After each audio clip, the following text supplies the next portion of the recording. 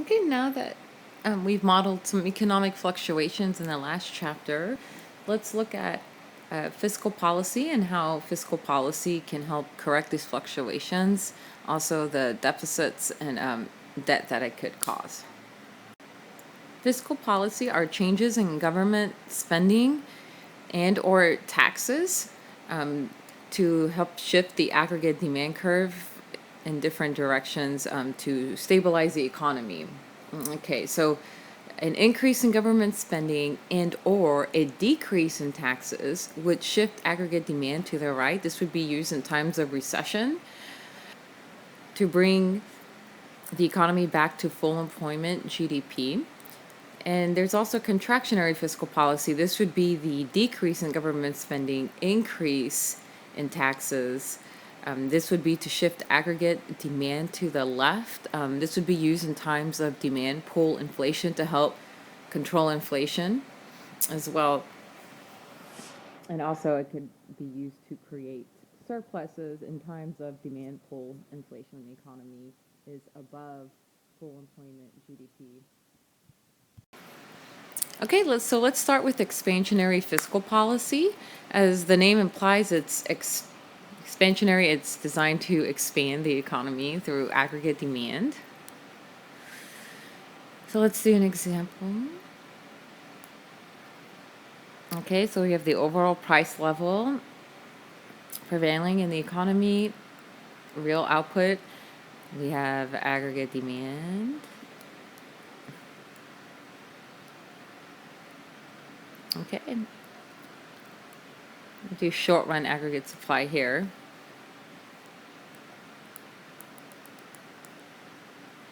Okay.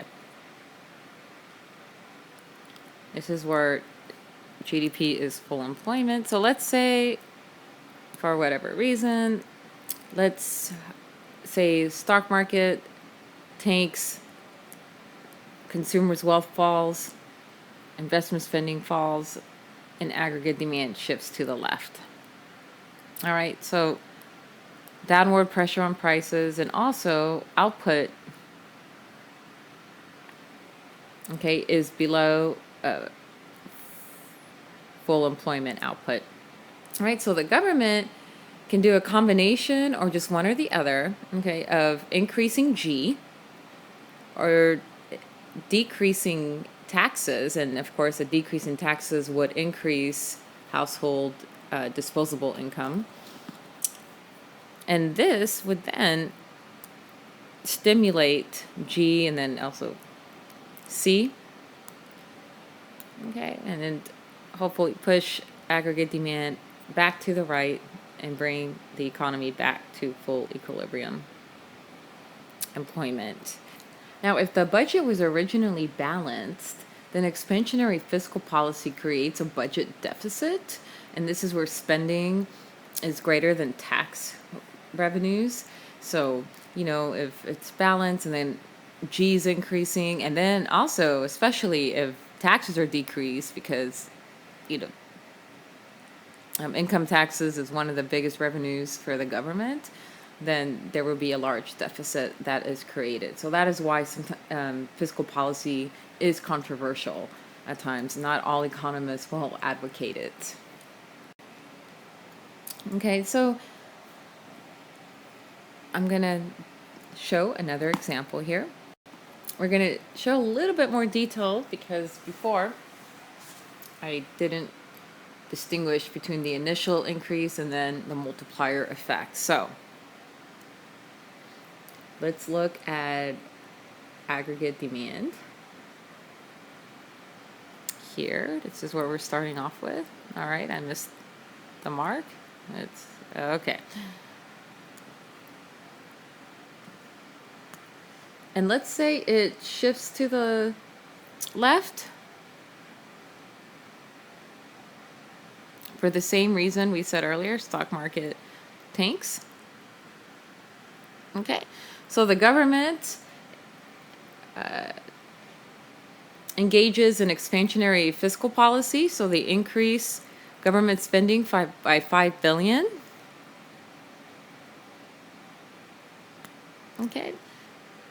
So So aggregate demand initially shifts, okay, by 5 billion, but, okay, through the multiplier effect, and over here we're assuming the multiplier, and let's say the multiplier here is 4, the MPC is 0.75, so 1 divided by 1 minus 0.75 is gives us a multiplier of 4. So the initial increase in government spending, let's say, is 5 billion, and through the multiplier effect, aggregate demand ends up shifting to the right.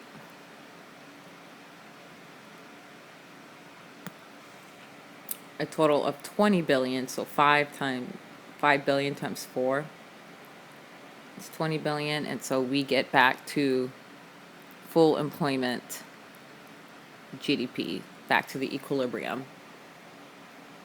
Okay, contractionary fiscal policy is designed to decrease aggregate demand. It's designed to contract the economy a little bit, and we would use, or the government would use this in times of demand pull inflation.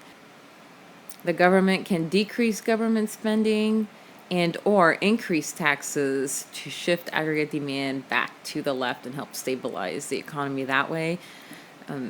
Also, it would create a surplus, because government spending would be decreased and taxes potentially could be increased as well to increase government revenue. And traditional economics says that such surpluses should be created during good economic times, so that way they can be used as stimulus during recessions. Okay, let's work an example. So let's say we start off at full employment equilibrium. Okay, and the economy is doing really well. Consumer spending's up, investment spending up, for example, and it shifts aggregate demand to the right.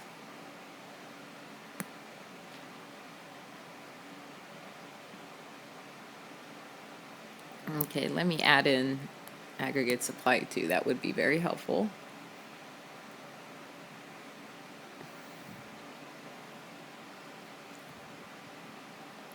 Okay, so we see here, okay, demand pull inflation has occurred. Okay, and so for various reasons, the policy would state to engage in contractionary fiscal policy to build a surplus and also to help control inflation there, so asset bubbles do not form. And so let's say the initial decrease in spending is 3 billion.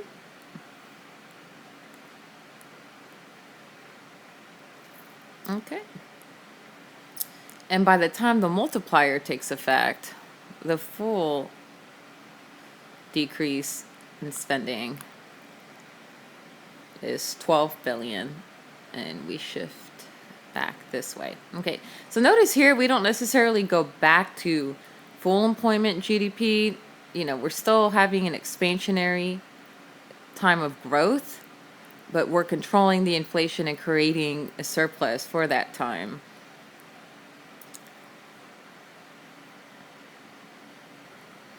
Okay, there are people that are critics of the government potentially expanding in size, and so they would say if there's demand pull inflation, then taxes should be increased and government spending should not be increased, just taxes alone. And also during times of recession, then again, government spending should not change. What should change is just taxes. Taxes should be decreased. Okay, so when the government willingly engages in fiscal policy, when it's at their discretion, when they have to decide which policy to undertake, that is called discretionary fiscal policy. However, there is also automatic fiscal policy, and this is when fiscal policy kicks in without any discretion from the government. These policies are called built-in or automatic stabilizers. So, for example, taxes vary directly with GDP. As our incomes go up, we go into a higher tax bracket. So right there, that is an automatic contractionary fiscal policy that, during times of economic prosperity, we pay higher taxes, and that should stabilize aggregate demand a bit. Or in times of recession, incomes tend to go down, and that lowers our tax burdens. And so that's automatic expansionary fiscal policy because, the lower the tax burden is and the more disposable income we have to spend. Also, transfer payments, they vary inversely with GDP. So during economic recession, more people apply for unemployment insurance and welfare, and this acts as a stimulus. These people are getting payments, and that way they can buy their necessities, but that still stimulates aggregate demand through consumption, for example. And then during times of economic prosperity, less people need unemployment insurance and welfare payments, and so it's a built-in contractionary fiscal policy where those payments are reduced and the government gets to keep that money as a surplus. The tax system, the greatest built-in stability is a progressive tax system, which is what we have here in the United States. A regressive tax system would be the opposite. It would be as income rises, taxes fall. And as income falls, taxes rises. So it would be counterintuitive here. This would be during times of economic prosperity. In a regressive tax system, as income rises, taxes would fall, and so it would boost aggregate demand even further, and this could really create inflation as a problem. Or during economic recession, as income falls and taxes rise, it could make the recession even worse. Okay, and to put built-in stabilizers in graph form, we start here at full employment GDP. During expansionary times, built-in stabilizers kick in, such as higher taxes, lower welfare spending, and create a surplus. And during times of recession, incomes fall, going to lower tax brackets, and also welfare spending increases, which creates a deficit here.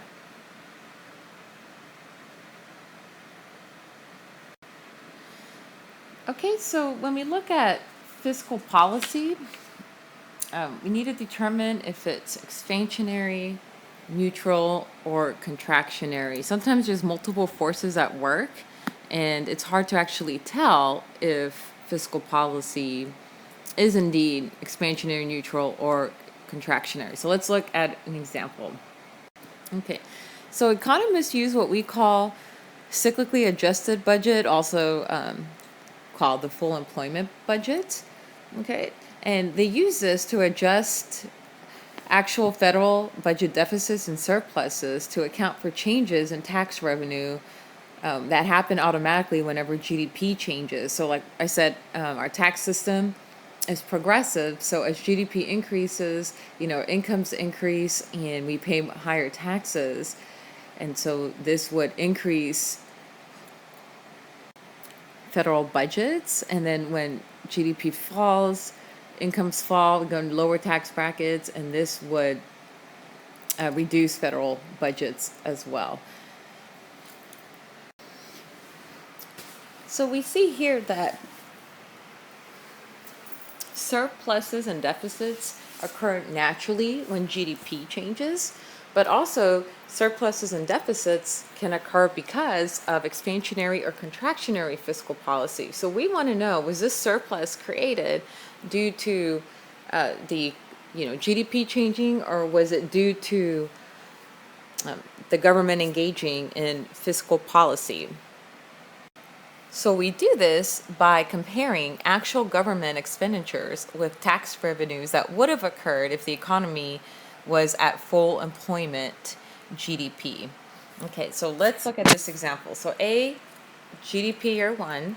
Okay, so we have taxes here. Okay, this shows tax revenues. That, and we can see here if as GDP increases, tax revenues go up, and then vice versa. As GDP decreases, tax revenues, go down. Okay, and that's a result of a progressive tax system. Okay, and then we have government expenditures that are independent of the level of GDP, so it's a horizontal line. So we can see here in year one, at point A, tax revenues equals government spending so tax revenues of 500 billion equals government spending of 500 billion. Okay. Let's say year two, we have a recession, so GDP falls.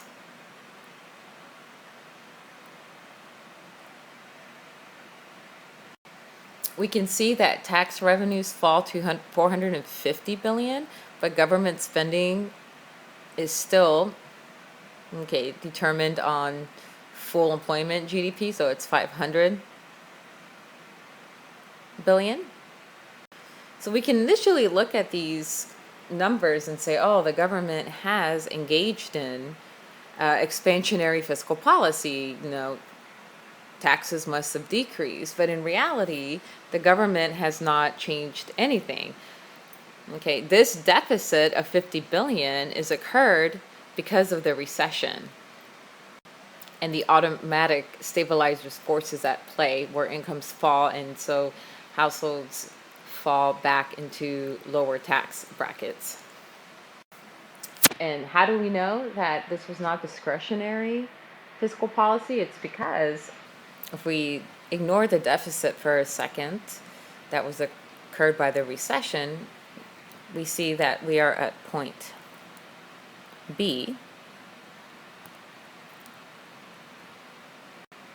which shows that the government had planned to spend $500 billion in year two, as it did in year one. Okay, so they themselves did not engage in any type of expansionary or contractionary fiscal policy, okay, because the planned expenditures here are the same. Had they planned to engage in expansionary or contractionary fiscal policy, then their budget would have been adjusted. It wouldn't have been the same in year two as it was in year one. Okay, let's look at an example where discretionary fiscal policy has occurred. All right, so let's say year three, okay, to year four, GDP has declined. So, government responds by decreasing taxes. Okay, but we see that in year four, government expenditures are still at 500 billion. But if the economy reaches its full employment tax revenues with the tax cut, it would be 475. Okay. So before the tax cut, full employment tax revenues would have been 500 billion. Government still plans to spend 500 billion year four, but full employment tax revenues are 475. So you can see here that the government has engaged in discretionary, expansionary fiscal policy. Full employment tax revenues is less than government expenditures that were planned based on full employment tax revenues that would occur under the old higher tax rate. Okay, looking at some actual data. So we came into the year 2000 with a surplus, budget surplus, and this started in the 90s, and that surplus quickly became a deficit. We had during, this time over here, we had some increase in government spending due to the Iraq War, for example, and also a decrease in taxes. And then the recession hit in 2007, and the government increased spending to help boost aggregate demand to help lift the economy out of a recession. So we haven't quite reached a surplus yet. So as we've discussed before, financial markets collapsed in 2007, the housing market collapsed, and there was an air of pessimism throughout the whole economy for a long time. People were scared. They didn't want to spend money. They saved their money. Businesses the same. They didn't want to spend too much on investment projects. And the recession lasted officially 18 months. So that is why they called it the Great Recession, because it was the biggest downturn since the Great Depression. During this time, fiscal policy was expansionary, trying to boost growth. The Bush tax cuts were expended. Also, there was different programs, the Reinvestment Act of 2009, for example, cash for clunkers, extending unemployment benefits, etc. Okay. And so we see here, actual budget deficits. And so, during the 90s, it was a great decade of growth. We were able to go into positive surplus territory.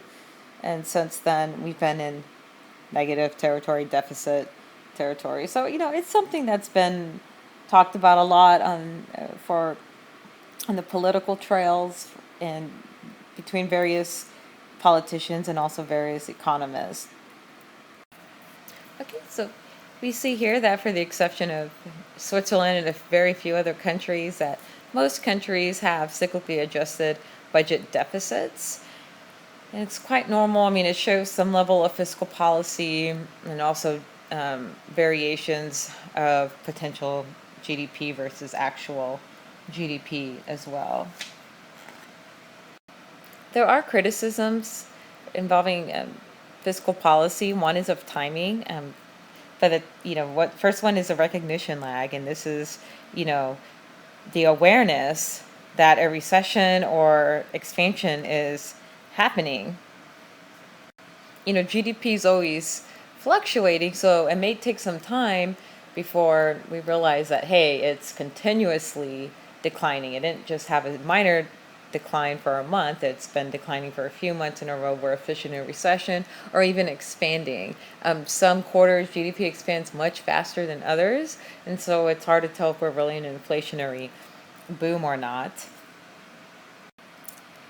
Usually when economists declare a recession or an inflationary boom or expansion, in other words, it's already been 4 or 6 months since the economy has been in a recession or expansion by the time economists declare it. So then we move on to the administrative lag. So finally, it's been recognized we're either in expansion or recession, and then it's time to do something about it. And since this is government action, there could be a lot of fighting within Congress, a lot of stalemating, especially the last few years, there hasn't been a lot of agreement. And so it takes a while sometimes to enact or agree on these policies and enact them.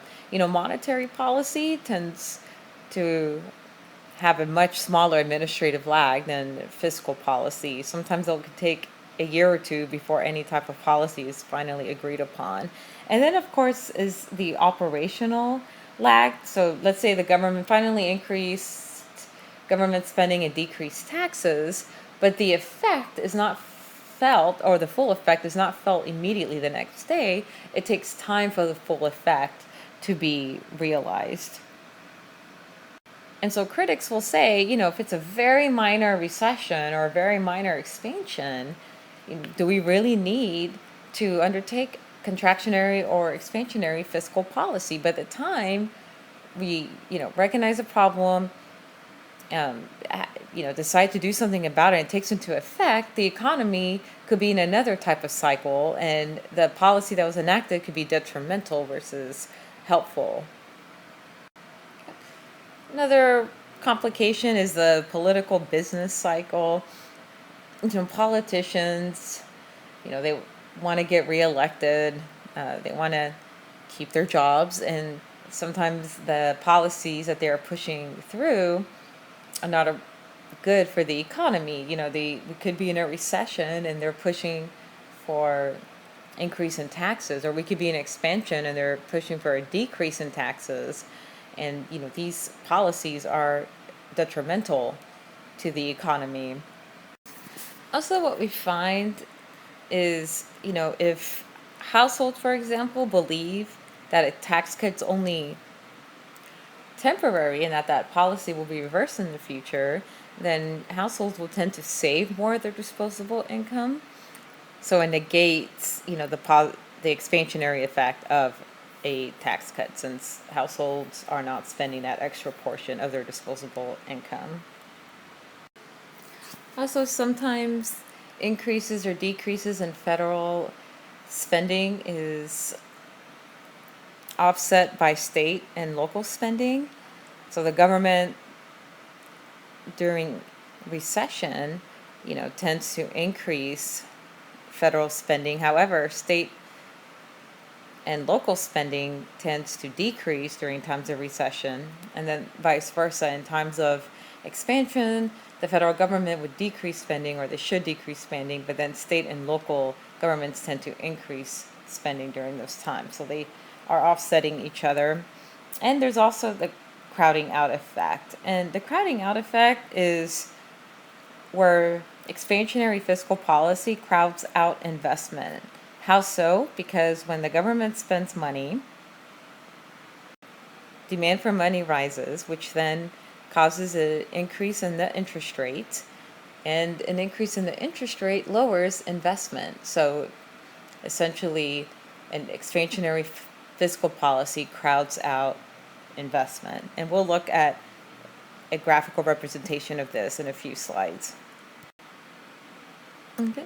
Economists will say that the Federal Reserve, via monetary policy, should handle the short-term fluctuations because their time lag is much less, and they're kind of shielded from political influence a little bit.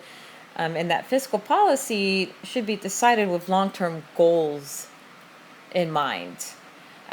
Tax cuts should be there to enhance work effort, investment, innovation, versus to correct a small economic fluctuation. And that government spending should be on public capital projects, which would help increase aggregate supply in the long run. Okay, in 2012, the U.S. public debt is $16.4 trillion. And this is because we've had years and years of federal deficits. So debt is a total amount of money owned.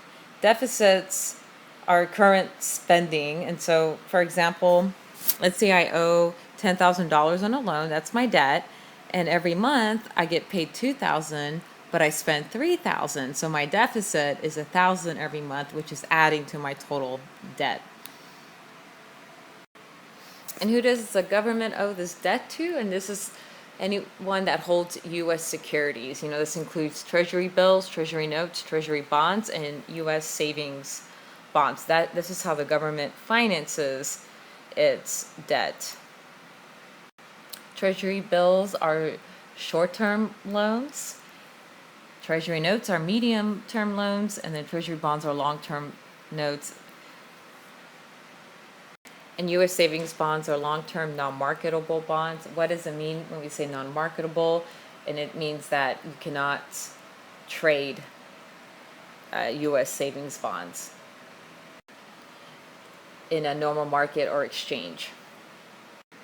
So the Federal Reserve holds 11% of U.S. debt, U.S. government agencies 29%, individuals 6%, foreign ownership is 33%. So a lot of foreigners buy U.S. Securities, for example.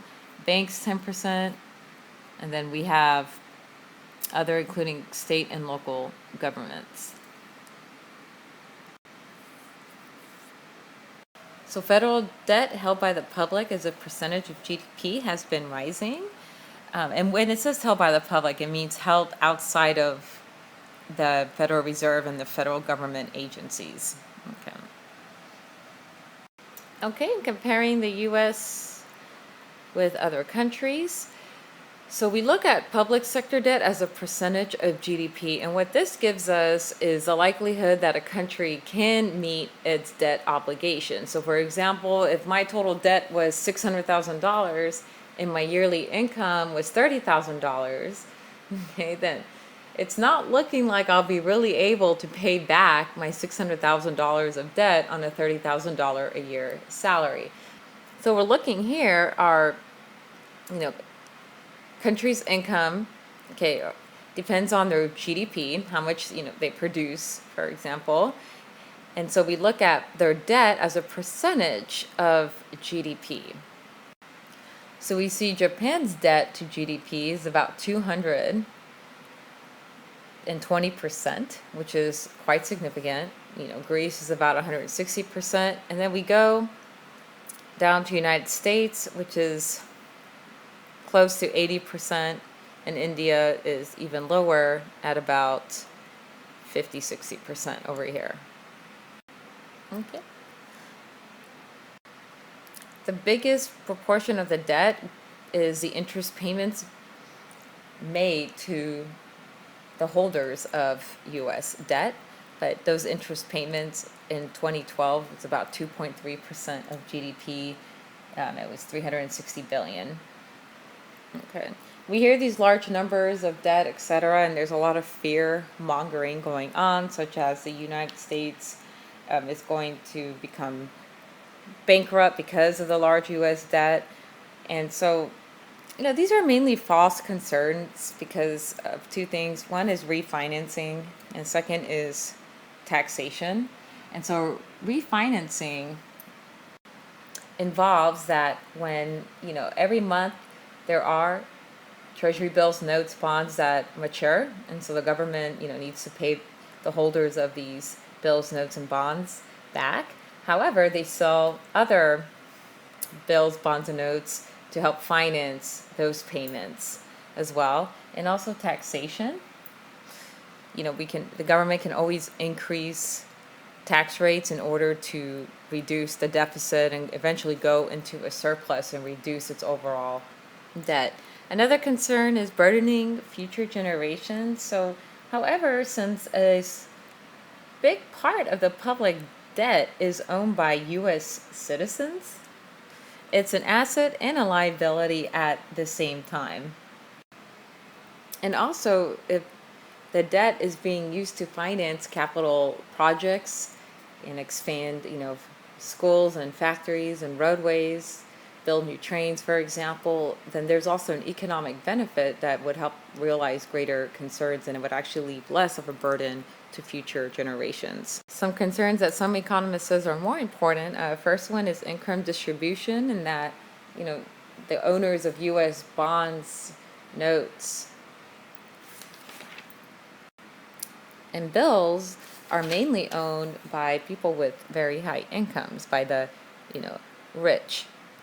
Okay, so the payments made to the owners of the debt, the interest payments, only make them richer. And so, if income equality is a goal of society, and some economists say that it's a very important goal to sustain the economy in the future, then, this would be a concern over here. Also, that a large debt may inhibit economic growth and reduce output because some of the interest payments have to be paid with tax revenues, and so tax rates may be increased, and therefore some economists would say it would demotivate people to work harder and produce more since their disposable income has dropped. Others are concerned that 33% of U.S. debt is held by citizens in foreign governments. However, the benefit is that the interest we pay out to the foreign holders of debt and enables them to buy more U.S. exports. And also, we're going to look at the crowding out effect again. And lower investment does affect future generations for sure. However, lower private investment may be offset by public investment, because if the government engages in expansionary fiscal policy and finances more debt for public investment projects such as roads, electric power facilities, schooling, for example, then there could be a greater economic benefit passed on to future generations. Okay, so for right now, let's ignore investment demand 2 and just look at investment demand 1. So if fiscal policy expands, government is spending more money, and when they spend more money, then the demand for dollars increases, and this will cause real interest rates to rise. And so this will cause a movement along the investment demand curve, and so investment here will fall by 10 billion. Okay, this is private investment, and so this is where government spending crowds out investment, because an increase in spending increases interest rates, and higher interest rates decrease investment spending. Remember, interest rates is the cost of borrowing, so the higher the cost of borrowing is, the less investment projects firms will engage in. However, let's say the government used that money and that debt that it's financed for public investment projects, then this will increase investment demand to the right to be at point C. So yes, real interest rates are higher, but also since they're spending the money on public investment projects, investment increases back out. Okay, so Social Security is America's public retirement program, and essentially workers that are working pay for the retirement of retired workers. However, funds will be depleted by 2033 unless something is done about it, because the generation that is retiring is greater than the generations that are working. And so there is not enough money being put into this fund to pay out to all the retirees. Medicare is the government's health care program for people 65 and older.